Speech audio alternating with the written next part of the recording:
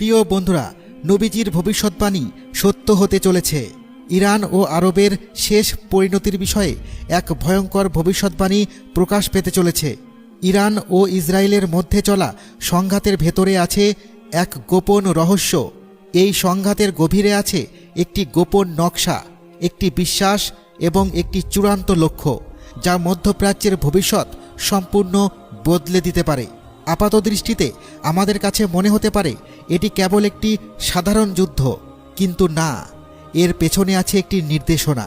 সেটি কিসের নির্দেশনা, যা জানলে আপনার ধারণা পুরো বদলে যাবে।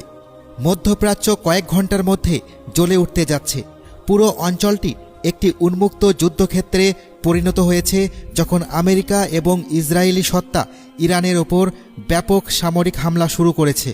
অত্যন্ত নিখুঁতভাবে এই হামলা চালানো হয়েছে এবং ওয়াশিংটনে এর নাম দেওয়া হয়েছে অপারেশন এপিক ফিউরি।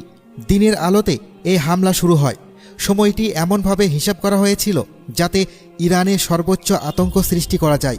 অত্যন্ত আধুনিক মডেলের বিমানগুলো ইরানের আকাশসীমা ভেদ করেছে এবং মার্কিন নৌবাহিনী এই অভিযানে অংশ নিয়েছে।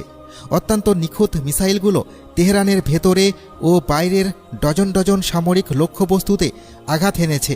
লক্ষ্যবস্তুগুলোতে এত দ্রুত আঘাত করা হচ্ছিল যে তাৎক্ষণিক কোনো পাল্টা জবাব দেওয়া প্রায় অসম্ভব হয়ে যাচ্ছিল। হামলার প্রথম কয়েক ঘন্টা পার হতেই অত্যন্ত ভয়ঙ্কর খবর আসতে শুরু করে।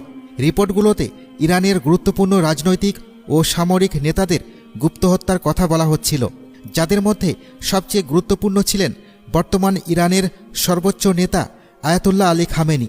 কিন্তু ইরান খুব বেশি সময় অপেক্ষা করেনি, কারণ তারা অভিযান শুরু করার আগেই ঘোষণা করেছিল, যদি আমাদের ওপর আঘাত করা হয় তবে পুরো মধ্যপ্রাচ্য জ্বলে উঠবে। আর জবাবটি আসলে কেউ যতটা কল্পনা করেছিল তার চেয়েও দ্রুত এবং হিংস্র ছিল। পরবর্তী ঘটনা জানতে পেজটি ফলো দিয়ে রাখুন, আবার আসবে ঘটনা নিয়ে।